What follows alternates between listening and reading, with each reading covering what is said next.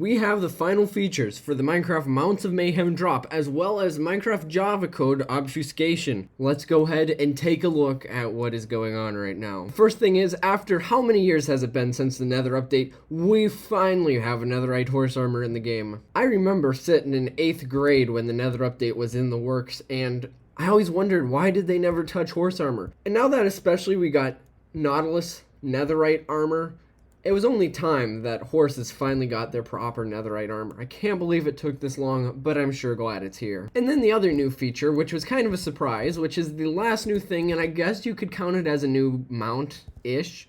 It's a new variation of our good old Zombie Nautilus.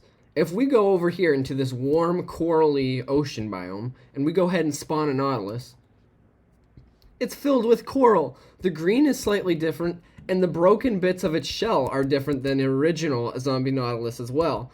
This is just a variation. The drown can still spawn in it, but it's a nice variation of the Zombie Nautilus. Unfortunately, this variation doesn't exist for the regular Nautilus though. That would have been cool to have coral growing on the regular Nautilus. It would have been so pretty. But you can see the two types of Zombie Nautiluses here, and yeah, the new coral one is definitely my favorite. It honestly makes me wish we even had more variations of the Zombie Nautilus, but that is everything that is now in this drop. They have officially said that this was the end of the new features. I've seen a lot of great community suggestions with other mount types, potentially piglins riding hoglins with spears, just for more mayhem and more mounts and more spear things.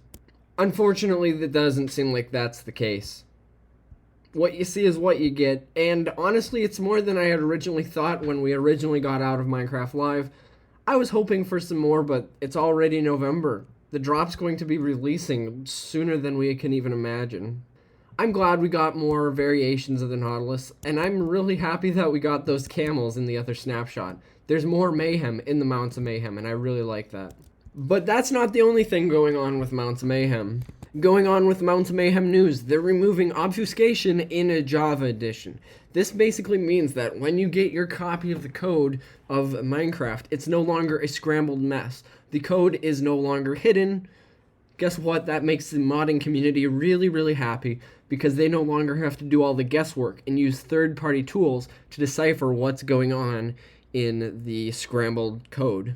So it says you will get these changes in the following snapshots, which, hey, is this snapshot this week that we just talked about. This will also be in the final version of the Mounts of Mayhem, where you have the completely open access code. So that'll be neat. That is something going on behind the scenes, so can't complain about that too much. But with that, that is everything. That's everything for this video and everything for the Mounts of Mayhem. We've covered all the features. There's going to be no major surprises left because it's going to be down to like bug fixes and technical changes for the rest of the snapshot progression. So with that, that's what we have. I know I'm looking forward to doing a drop ideas video with things that they could expand upon in the future with this drops. Even though this drop is over, we can keep thinking up ideas. So that is something I still plan to do on the topic of Mounts of Mayhem on this channel. It's been a neat and really, really short snapshot cycle. But it is what it is, and I'm looking forward to the next drop already, whenever that might be. But with that, I will see you in the next one. And with that, adios.